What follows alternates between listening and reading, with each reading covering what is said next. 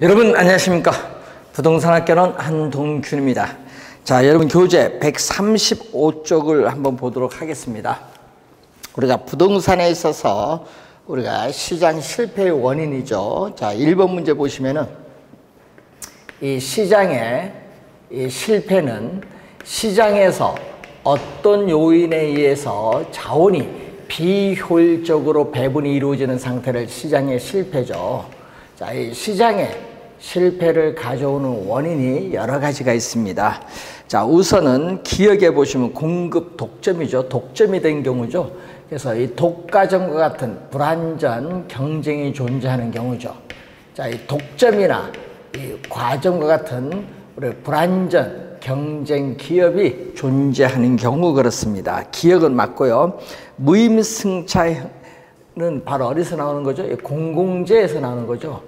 이 공공재가 우리가 존재하는 경우에 무임승차자 문제가 나오죠. 이것도 관련이 있고, 정의 외부 효과, 또 외부 효과가 존재하는 경우, 자, 외부 효과가 또 존재하는 경우도 시장의 실패를 발생시키는 원인, 이것도 맞고요. 그리고 정보, 우리 이해 관계자들 간에 있어서 이 정보의 차이를 나타내는 정보에 있어서의 이 비대칭성으로 인한 도덕적 해이와 역성택이 나타나죠. 자, 관련이 있고, 재화의 동질성은 완전 경쟁 시장의 성립 조건이죠. 경쟁이 심화돼서 완전 경쟁이 된다. 그래서 미음과 비읍은 관련 없고, 이 기역, 니은, 디귿, 니을 4개가 관련이 있죠. 따라서 3번 지문이 우리가 정답이죠. 자, 요것 외에도 뭐가 있다? 규모의 경제. 자, 이 규모의 경제가 작용하는 경우인데, 이 규모의 경제가 작용하는 경우는 생산량이 증가할수록 평균 비용이 점점 줄어드는 비용 체감 산업이 존재하기 때문에 자연 독점이 되면서 시장의 실패를 가져오는 그러한 요인이 되겠습니다. 자, 2번 문제로 갑니다. 정부의 시장 개입에 대한 설명으로 틀린 것은, 자, 시장 기구의 기능이 제대로 우리가 작동되지 못해 자원 배분이 효율적으로 달성되지 못하면은 정부는 이를 보완하기 위해서 시장에 개입을 할 수 있다.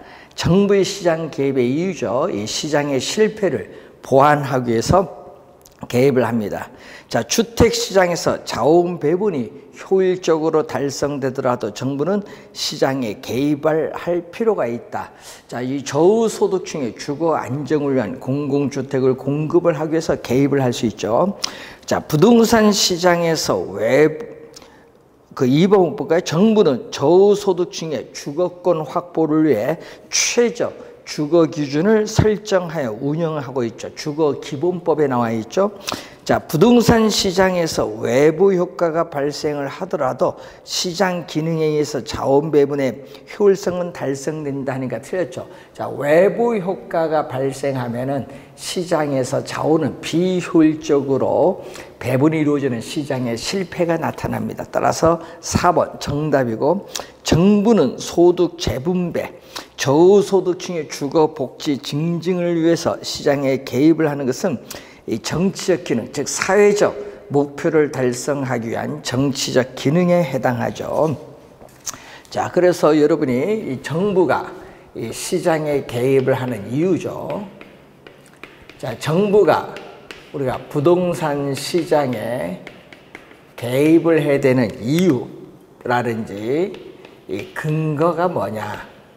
이유, 근거, 그 많습니다. 그 많은 것 중에 우리가 시장의 실패를 보완하기 위해서 그렇죠.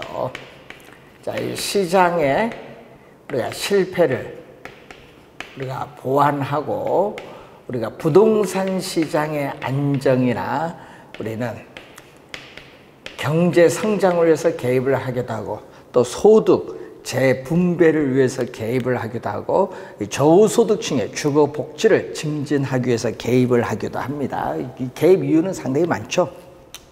자, 관련돼서 한번 확인해 보시기 바라고, 자, 이제 3번 우리가 문제를 한번 또 우리가 보도록 하겠습니다. 자, 시장 실패 관련 내용으로 틀린 것은 정보의 비대칭성이죠. 자원의 배분의 효율성을 달성하지 못하게 된다. 시장 실패를 가져오죠. 외부 효과에 의해서 사적 비용이 사회적 비용보다 큰 경우는 정해 외부 효과인데, 이때 정부의 생산 억제 등 규제 강화가 필요하다 하니까 틀렸죠. 여기는 뭐다? 2번이 정답입니다. 보조금을 우리가 지급을 해야 되는 그러한 경우죠. 자, 외부 효과와 관련해서, 자, 이 외부 효과와 관련해서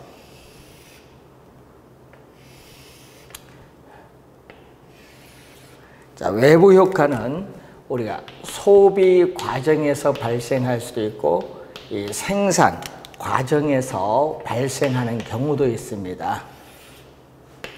자, 이때 생산 과정에서 이 사회에서 부담하는 비용, 이 사회적 비용이 있고 기업이 제품을 생산하는 데 드는 비용을 우리가 비교하는데, 자, 이렇게 여기에 컸다.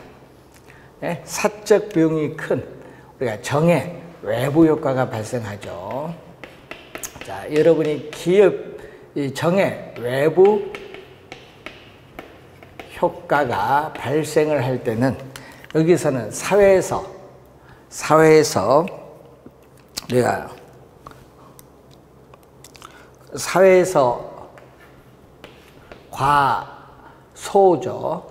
사회적으로 바람직한 최적 생산량보다 더 적게 과소 생산이 돼요.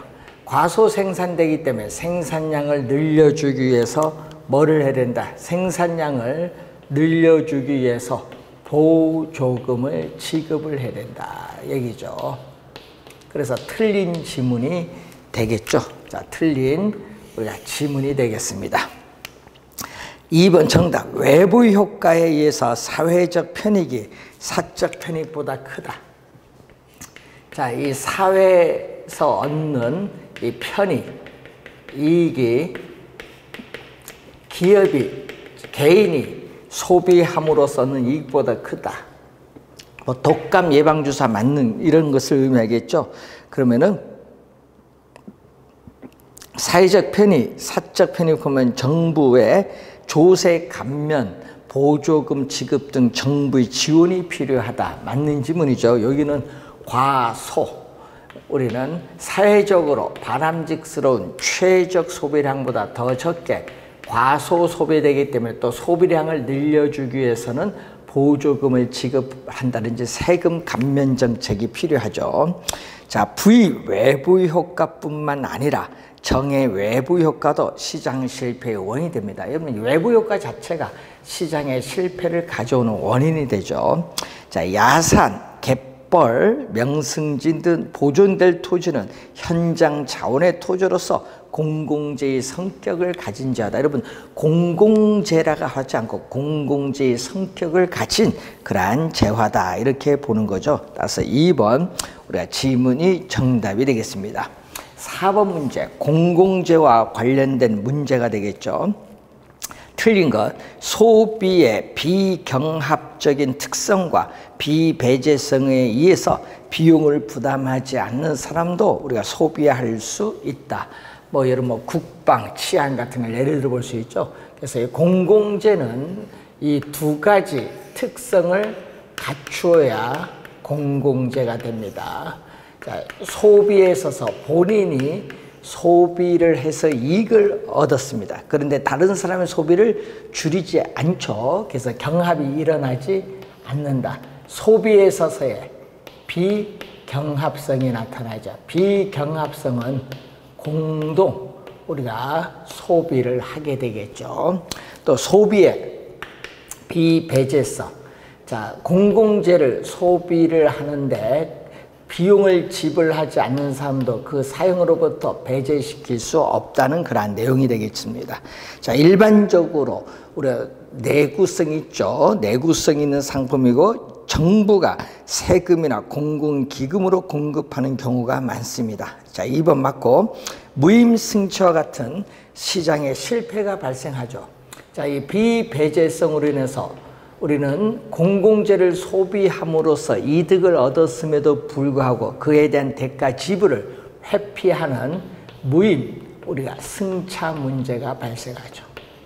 무임, 승차자 또 문제가 발생을 합니다. 4번, 생산을 시장에 맡길 경우에는 사회적으로 바람직스러운 적정 생산량보다 과다가 아니라 과소죠. 그래서 공공재는 민간에 맡길 경우에는 사회에서 필요로 한 양만큼 우리가 생산이 불가능하다. 그래서 우리는 과소 생산 공급되는 경향이 있기 때문에 정부는 적정한 양의 공공재를 공급을 하기 위해서 개입을 할 필요가 있다. 과다가 아니라 과소죠. 4번 정답이고, 소비에 있어서 우리가 규모의 경제가 우리가 또 나타날 수 있다. 자, 소비에 있어서 소비량이 많아질수록 우리가 점점 어떻게 돼? 비용이 점점 줄어드는 현상이 나타날 수 있다. 이런 얘기죠. 자, 5번 문제로 갑니다. 외부 효과에 관한 설명으로 틀린 것은 1번은 개념인데, 한 사람의 행위가 제3자의 경제적 후생에 영향을 미치고 그에 대해서 지급된 보상을 제3자가 인지하지 못하는 형상하니까 틀렸죠. 자, 여러분이 이 시장 기구를 통하지 않고 거래의 당사자가 아닌 제3자에게 의도하지 않은 이익을 주었는데 그 이익에 대해서 대가를 받지 못하거나 손해를 입혔는데 그 손해에 대해서 대가를 지불하지 않는 상태를 외부 효과라고 하죠. 1번 정답이죠. 외부 효과의 개념에 대해서 우리가 묻고 있죠. 외부 효과의 개념에 대해서 묻고 있습니다. 1번 정답. 정의 외부 효과는 사회적으로 지역 이기주의 형상이죠. 내가 살고 있는 지역 사회에 공공 편익 시설이 들어온 건 창성이다. Please in my front yard라고 하죠. 그래서 핀피 형상을 우리는 야기시킵니다. 그래서 맞고, 부외부 효과를 완화하기 위한 수단으로서 오염 배출권에 대한 거래 제도 등이 있죠. 생산 측면에서 사적 비용이 사회적 비용에서 비해서 큰 외부 효과가 발생하는 경우, 이 얘기죠. 자, 정의 외부 효과입니다. 이럴 경우에는 정부는 조세 감면, 보조금 지급 등으로 시장에 개입을 합니다. 맞고, 공장이 설립된 인근 지역에는 해당 공장에서 배출되는 폐수 등으로 인해서 주변에 부동산 가격이 하락을 하는 부외부 효과가 나타날 수 있습니다. 5번 맞는 우리가 지문이 되겠습니다. 자, 7번 문제로 가겠습니다. 자, 외부 효과에 관한 설명으로 틀린 것은 토지의 특성 중 부동성과 인접성은 외부 효과와 관련이 있다. 맞는 지문이죠. 정의 외부 효과가 발생하면은 핀피 형상이 발생을 하죠. 그래서 어떻게 돼요? 2번 틀린 지문이죠. 님비는 부외부 효과입니다. 내가 살고 있는 이 지역 사회에 위험시설, 혐오시설, 공해시설이 들어와서는 안 된다. Not in my backyard라고 하죠. 이거 님비 형상을 발생시키는 것은 바로 부외부 효과입니다. 그래서 2번 정답이고, 부외부 효과를 발생시키는 공장에 대해서 오염 배출에 따른 부담금을 부과하면 생산비가 증가를 해서 이 공장에서 생산되는 제품의 공급은 감소하게 되죠. 감소가 포인트죠. 부외부 효과가 발생하는 재화인 경우에 시장에만 맡겨두면, 자, 밑줄은 지나치게 많이라는 것은 과다 생산되죠. 사회적으로 바람직스러운 최적 생산량보다 더 많이 과다 우리가 생산되기 때문에 생산량을 줄이기 위해서 공해세라든지 이 피구세라고도 하죠. 이 세금을 부과를 우리가 하게 되는 내용이죠. 자, 지나치게 많이 이게 포인트가 되겠고, V 외부 효과를 발생시키는 시설인 경우에는 이 발생된 외부 효과를 제거 또는 감소시키기 위한 사회적 비용이 우리가 증가를 하게 되겠죠. 자, 이 사회에서 이 부담하는 비용을 우리는 증가시킵니다.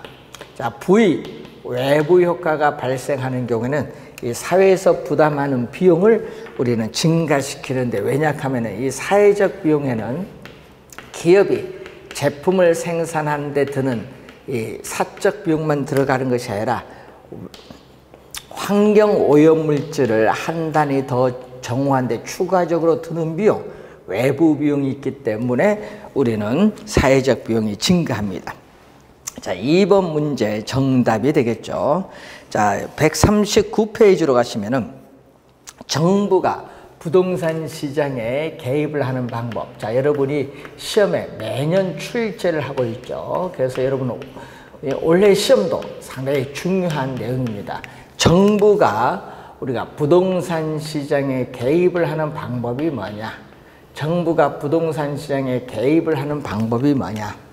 자, 이걸 보시면은 정부가 부동산 시장에 직접 개입을 해서 이 수요자와 공급자 역할을 적극적으로 수행하는 게 있고, 그리고 시장 기구의 골격, 틀을 유지하면서 시장의 기능을 통해서 이 목표를 달성하고자 하는 이 간접 개입, 우리가 두 가지가 있다. 이걸 잘 구별을 해 두셔야 됩니다. 자, 이 지역지구제, 이 직접 개입에 속하는 것으로 옳은 것은 모두 몇 개인가 묻는데, 자, 여러분이 거기에 이 지역지구제는 뭐에 속하죠? 토지이용규제죠. 이 토지 이용규제의 대표적 수단 하면은 바로 우리는 국토의 계획 및 이용에 관한 법률에 의한 이 지역지구제가 여기에 해당하죠. 자, 공영개발은 여기 속하죠. 정부가 부동산 시장에 직접 개입을 해서 대규모 개발 사업을 주로 활용용 공영개발은 여기에 속하죠. 직접 개입. 토지 관련 조세는 여기죠. 세금을 부과를 하죠.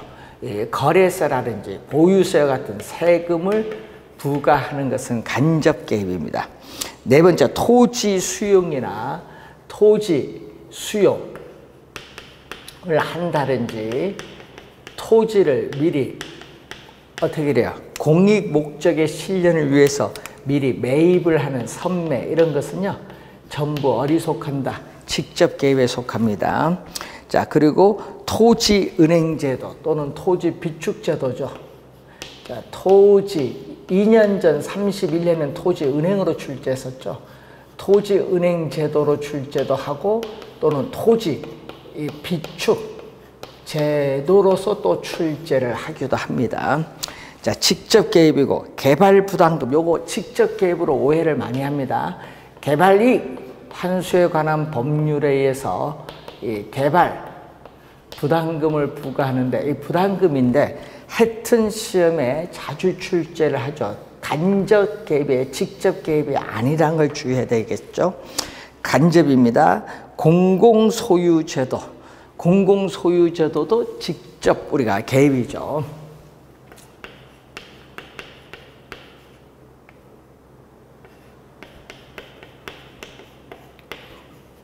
직접 개입이고, 그리고 도시 재개발. 자, 여러분 도시 개발법에 의한 우리가 도시 개발 사업이라든지 공공 투자 사업이라든지 우리는 재개발, 도시를 재개발하는 사업 다 직접 우리가 개입에 해당을 하죠.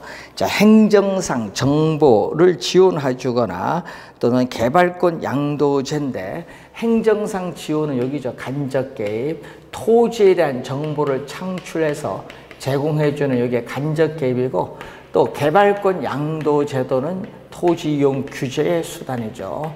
개발권 양도제도 TDR은 토지 이용 규제의 수단이다. 자, 그리고 금융정책도 우리 여기죠. 금융상 금융상 우리가 지원을 해주거나 우리는 대출상에 규제를 해주는 LTV, 대부비율, 총부채 상환 비율은 전부 간접 개입에 속하죠. 또 임대료에 대한 보조금을 지급하는 것도 간접 개입입니다. 그래서 몇 개? 5개, 3번이죠. 공영개발, 토지 수용, 토지은행제도, 공공소유제도, 도시재개발 5가지가 여기에 해당하는 부분이 되겠습니다. 자, 여러분이 140페이지에 또 최근 한 4번 출제했습니다. 대표용 볼까요? 법령을 기준으로 현재 우리나라에서 시행. 자, 밑줄은 현재 우리나라에서 시행. 밑줄, 여기 포인트예요. 시행되고 있는 제도를 모르는 것. 자, 실거래가 신고제, 부동산 거래 신고 등에 관한 법률에서 2005년도 시행되고 있죠. 택지 소유 상한제는 위헌 판결로 폐지. 행복주택, 공공주택인 행복주택 공급 시행되고 있죠. 토지 초과이득세, 이것도 폐지, 위헌 판결로. 주택법에 의한 분양가 상한제 시행되고 있고, 개발권 양도 제도는 현재 우리나라에서 시행되고 있지 않습니다. 자, 그리고 도시개발법에 의한 도시개발사업 시행되고 있고, 종합토지세는 없죠. 종합부동산세는 있는데 종합토지세는 없습니다. 개발이익 환수에 관한 법률은 개발이익 환수제도 90년 1월부터 시행된 제도죠. 토지선매제도로 우리가 시행되고 있죠. 부동산 거래 신고 등에 관한 법률에 근거하죠. 그래서 우리가 6개, 4번이 정답입니다. 택지 소유 상한제, 토지 초과 이득세제, 개발권 양도제도, 종합토지세 이 4개만 시행되지 않고 나머지 6개는 시행되고 있다. 4번이 정답이죠. 자, 그런 내용을 또 확인 잘 해두셔야 되겠고, 자, 8번 간접 개입 수단은 몇 개인가? 공공토지 비축은 요거죠. 직접 개입이고, 부동산 가격 공시제도는 행정상 지원이죠. 자, 이 행정상 지원에 나오는 이 부동산 가격 우리 공시제도는 우리는 간접 개입이에요. 간접 개입. 종합부동산세 간접 개입. 토지 수용 직접 개입. 개발이익 우리가 환수제도에 의한 개발부담금을 부과하는 건 간접 개입. 공영개발 직접 개입이죠. 보조금 간접 개입. 총부채 상환 비율 DTI 간접 개입을 해서 우리가 5개가 되겠습니다. 그래서 부동산 가격 공시제도, 종합부동산세, 개발이익 환수제도, 보조금제도, 총부채 상환 비율 5가지가 되겠죠. 따라서 우리가 4번 지문이 정답이 되겠습니다. 하여튼 이 직접 개입과 간접 개입은 시험에 우선 자주 우리가 출제되는 부분이라는 것을 늘 우리가 염두에 두셔서 우리가 공부를 해야 되는 내용이 되겠죠. 자, 9번 문제로 갑니다. 자, 부동산 정책에 관한 설명으로 틀린 것을 묻습니다. 토지은행 제도는 토지의 양도 의사표시가 전제된다는 점에서 토지를 강제로 수용하는 제도보다 토지 소유자의 사적 권리를 침해하는 정도가 작다는 장점이 있죠. 1번은 맞는 질문이고, 2번 정부 시장 개입의 방법 중 시장기구의 틀을 그대로 유지하면서 소기의 효과를 거두려는 방법은 간접 개입입니다. 이 간접 개입은 개발이익 환수제도에 의한 개발부담금 부과, 요거는 관련이 있는데, 토지 수용 이 선매는 직접 개입이에요. 간접 개입이 아니죠. 그래서 2번 정답이 되겠고, 3번 부동산 조세 또는 공공임대주택을 공급하는 것은 소득 재분배 효과를 기대할 수 있습니다. 맞는 질문이죠. 자, 용도지역은 토지의 이용 및 건축물의 용도, 건폐율, 용적률 높이 등을 제한함으로써 토지를 경제적 효율적으로 이용하고 공공복리 증진을 도모하기 위해서, 자, 몇 줄 그까요? 서로 중복되지 아니하게, 이게 중요한 거죠. 서로 중복되지 아니하게 도시군 관리 계획으로 우리는 결정하는 지역을 용도지역이죠. 4번 용도지역의 개념이 나와 있습니다. 5번 거래의 당사자는 부동산 매매 계약을 체결한 경우에 그 실제 거래 가격 등 대통령령으로 정하는 상을 거래 계약 체결일로부터 30일 이내에 그 권리 대상인 부동산의 소재지를 관할하는 시장, 군수 또는 구청장이 공동으로 신고해야 된다. 부동산 실거래가 신고 제도를 묻는 거죠. 그래서 이러면 계약 체결일로부터 30일 이내죠. 잔금일이 아니라는 거, 잔금일이 아니라는 걸 주의해 두셔야 되겠습니다. 2번이 정답이 되겠습니다. 자, 10번 문제로 갑니다. 다음 보기에 해당되는 방법으로 가장 옳게 연결된 것 기억 볼까요? 시장, 군수 또는 구청장은 이 공익사업용 토지나 토지 거래 계약 허가를 받아 취득한 토지를 그 이용 목적대로 이용하고 있지 아니한 토지에 대하여 국가, 지방자치단체, 한국토지주택공사 그 밖에 대통령령으로 정하는 공공기관 또는 공공단체가 그 매수를 원하는 경우에는 이들 중에서 선매자를 지정하여 그 토지를 협의로 매수할 수 있게 한다. 자, 협의로 매수. 밑줄 그을까요? 좀 주의해야 되겠습니다. 강제로 수용하는 게 아니라 협의로 매수할 수 있게 하는 제도죠. 뭐와 관련이 있어요? 여기 토지 선매 제도와 관련이 있습니다. 기억은 이 토지 선매 제도와 관련이 있다. 니은 도시 개발 사업에서 이 방식을 많이 활용하는 방식으로서 택지가 개발되기 전 토지의 위치, 지목, 면적, 등급, 이용도 및 기타 사항을 고려하여 택지가 개발된 이후에 이 개발된 토지를 환지 기준에 따라 원 토지 소유자에게 어떻게 돼요? 분배하는 거죠. 재분배. 매각이 아닙니다. 재분배 동그라미. 매각이 아니라는 거. 재분배. 무슨 방식? 환지 방식이 한 개발이죠. 1번 정답입니다. 자, 니은 환지 방식은 요즘 2년 연속 출제를 하고 있죠. 자, 기억을 좀 잘 해두시기 바라고요. 자, 11번 문제로 갑니다. 토지 정책에 관한 설명으로 틀린 것은 개발 이익 환수 제도는 개발 사업의 시행으로 이익을 얻은 사업 시행자로부터 불로소득적 증가분의 일정한 금액을 환수하는 제도를 말하죠. 개발이익 환수에 관한 법률에 의한 개발 부담금을 우리가 부과를 하죠. 자, 토지 적성 평가제는 토지에 대한 개발, 보전에 우리가 문제, 경합이 발생했을 경우에 이것을 합리적으로 조정하는 제도를 말하죠. 2번 개념이 맞고, 공영개발은 주로 수용 방식으로 토지를 매입을 하는데 이 보상 과정에서 보상액이 적다 보니까 토지 소유자인 주민과의 갈등이 우리는 초래하는 문제점이 발생하죠. 자, 환지 개발은 신개발 방식인데 미개발된 토지를 토지이용 계획에 따라 구획 정리를 하고 기반 시설을 갖춤으로써 이용가치가 높은 토지를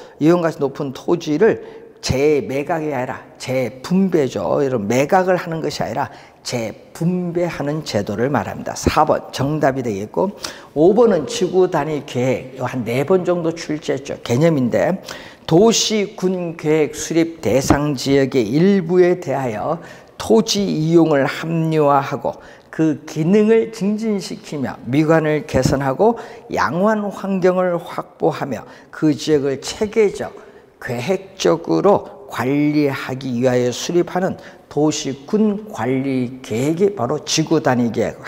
우리가 4번 정도 우선 출제를 했다. 이렇게 보시면 되겠습니다. 자, 12번 문제로 갑니다. 자, 옳은 것은 자, 토지은행 제도에 의해서 비축된 토지는 자, 각 지방자치단체가 관리하여 관리 효율성을 기대할 수 있다니까 틀렸죠. 우리는 각 지방자치단체가 관리하는 것이 아닙니다. 누가 관리하죠? LH가 관리하죠. 그래서 토지은행제도는 LH, 한국토지주택공사가 법적으로 토지 비축 업무를 부여받아 현재 수행하고 있고, 그러다 보니까 관리 효율성을 기대하기 어려운 문제점이 있습니다. 2번 토지의 투기적 거래가 성행하거나 지가가 급격히 상승하는 지역과 그러한 우려가 있는 지역은 뭘로? 토지 거래 허가 구역으로 지정할 수 있습니다. 개발 제한 구역이 아니죠. 그래서 틀린 지문이 되겠고, 도시의 무질서한 확산을 방지하고 도시 주변의 자연 환경을 보존하여 우리가 국토교통부 장관은 해당 지역을 뭐죠? 개발 제한 구역이죠. 조정 대상 지역이 아니라 개발 제한 구역, 그린벨트로 지정할 수 있습니다. 또 틀렸고, 국토교통부 장관은 또는 시도지사는 주택 가격의 안정을 위해 필요한 경우 일정한 지역을 투기 과열지구로 지정할 수 있죠. 자, 주택법에 의해서 투기 과열지구로 지정하면은 분양권 전매 제한 조치를 취할 수 있습니다. 자, 토지 선매 제도는 토지 거래 계약 허가를 받아 취득한 토지를 그 이용 목적대로 이용하고 있지 아니한 토지에 대해서 정부 등이 자, 강제적으로 매수, 여기 틀렸죠. 협의로 매수할 수 있게 하는 제도를 말합니다. 그래서 5번 틀린 지문이죠. 따라서 4번 지문이 정답이 되겠습니다. 자, 14번 문제로 갑니다. 144페이지에 우리가 14번 문제 한번 보도록 하겠습니다. 자, 용도, 지역 지구제에 관한 설명으로 틀린 것. 원래 출제 가능성이 상당히 높죠. 자, 토지 이용에 수반되는 부의 동그라미, 부의 외부 효과를 제거하거나 감소시킬 수 있죠. 자, 지역 지구제를 우리가 실시하는 목적에 있어서 부죠. 토지 이용에 수반되는 바람직스럽지 못한 토지 이용 활동인 부의 외부 효과를 제거하거나 감소시키는 것을 목적으로 합니다. 제거, 감소시키는 걸 목적으로 하죠. 이걸 우리 정의 아니라는 거 주의 좀 해두셔야겠네요. 2번 국토의 계획 및 이용에 관한 법령상 공동주택 중심의 양호한 주거 환경을 보호하기 위해서 필요한 지역은 제2종 전용주거지역입니다. 일반 주거지역이 아니라 전용주거지역. 2번 정답이죠. 일반 주거지역은요, 중층주택을 중심으로 편리한 주거 환경을 조성하기 위해서 우리가 지정하는 지역을 얘기합니다. 자, 그래서 우리가 여러분이 2번 틀린 지문이고, 3번 사적 시장이 외부 효과에 대한 효율적인 해결책을 제시하지 못할 때 정부에서 채택되는 부동산 정책의 한 방법이 바로 지역지구제고, 용도지역은 하나의 대지에 중복 지정될 수 없죠. 서로 중복되지 아니하게 도시군 관리 계획으로 결정하는 지역이 용도지역입니다. 용도지구는 하나의 대지에 중복 지정될 수 있죠. 고도지구, 우리가 보호지구, 중복 지정할 수 있습니다. 국토의 계획 및 이용에 관한 법령상 국토는 토지의 이용 실태 및 특성 등을 고려하여 도시지역, 관리지역, 농림지역, 자연환경 보존지역 같은 용도지역으로 구분하죠. 4가지 용도지역으로 우리가 구분할 수 있다. 이런 얘기가 되겠습니다.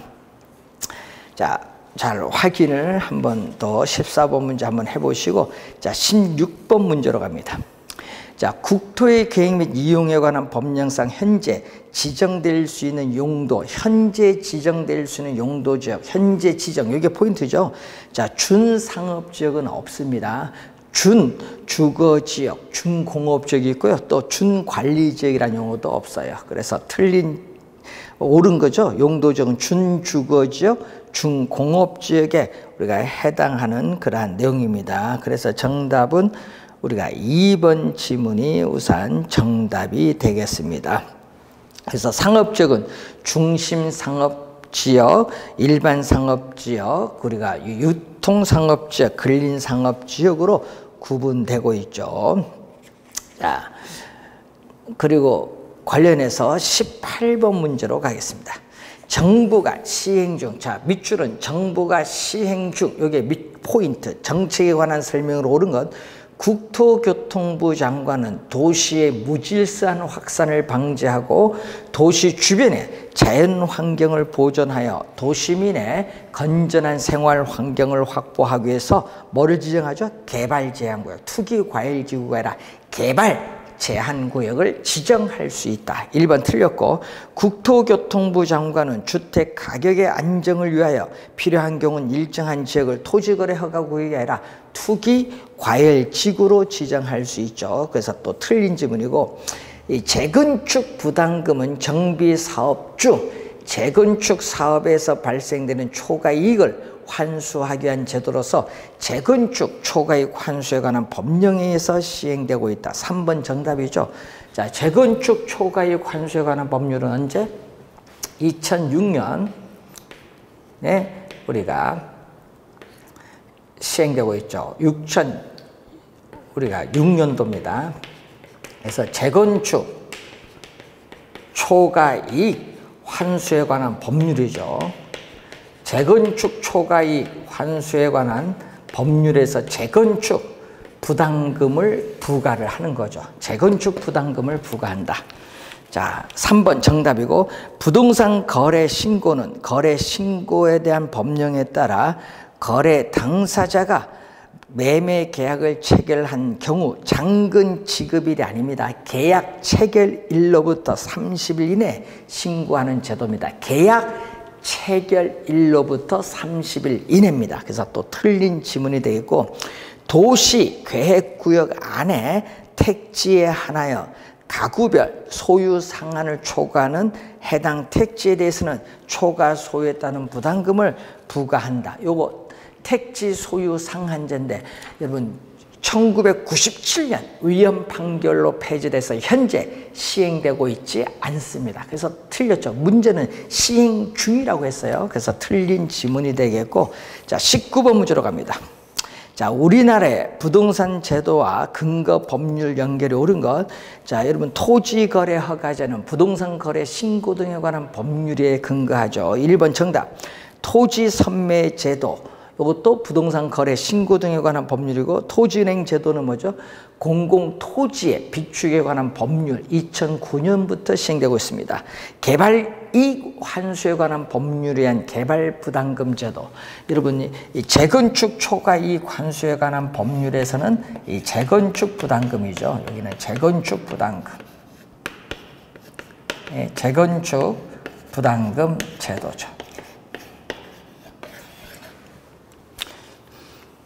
자, 주택법에 의한 분양가 상한제가 되겠죠. 그래서 틀린 지문이고요. 1번 정답인데, 자, 여러분 이런 19번 이런 유형의 문제도 출제할 수 있는데, 내용은 어려운 게 아닌데 여러분 가끔 출제하면 이런 문제도 틀릴 수가 있기 때문에 좀 주의를 해 두시기 바랍니다.